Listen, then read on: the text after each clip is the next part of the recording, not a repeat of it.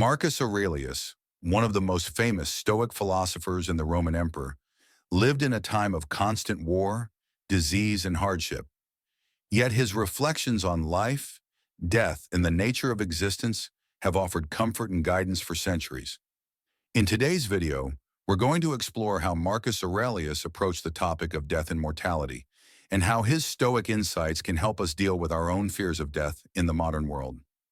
Death for the Stoics wasn't something to be feared.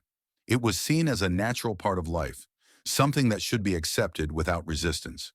Marcus Aurelius often wrote about death in his famous book, Meditations.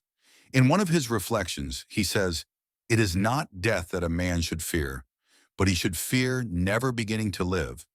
To the Stoics, life is a journey that ends with death, and this isn't something to be avoided or dreaded. Instead, it's an inevitable conclusion, much like the setting of the sun at the end of the day. What's important, according to Marcus, is how we live before death.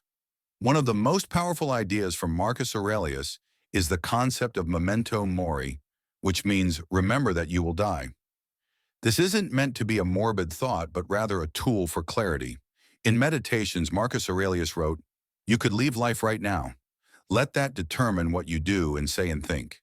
This reflection serves as a constant reminder to live fully, to focus on what truly matters, and to cut through distractions and trivial concerns.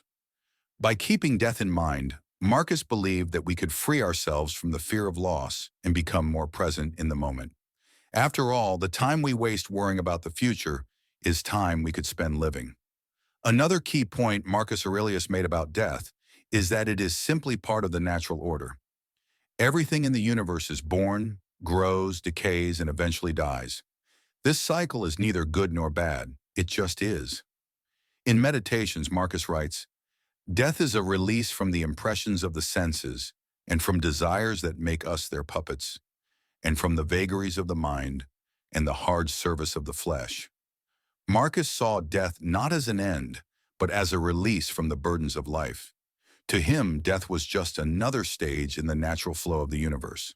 He reminded himself and us that worrying about death is like worrying about the falling of leaves in autumn. It's simply the way things work. Perhaps the most important takeaway from Marcus Aurelius' thoughts on death is the calmness with which he approached it.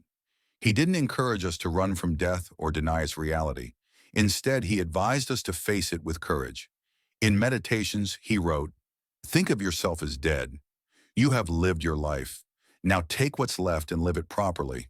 When we accept that death is inevitable, we free ourselves from the anxiety that often consumes us.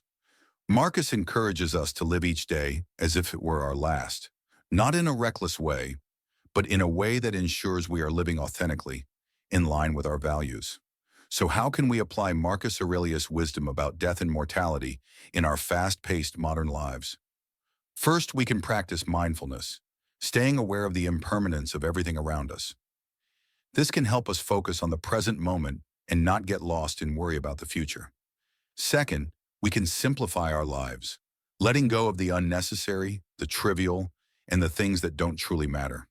And finally, we can embrace death as a part of life, not something to fear, but something that gives life its urgency and meaning. In the end, Marcus Aurelius taught us that by accepting death, we can live more fully.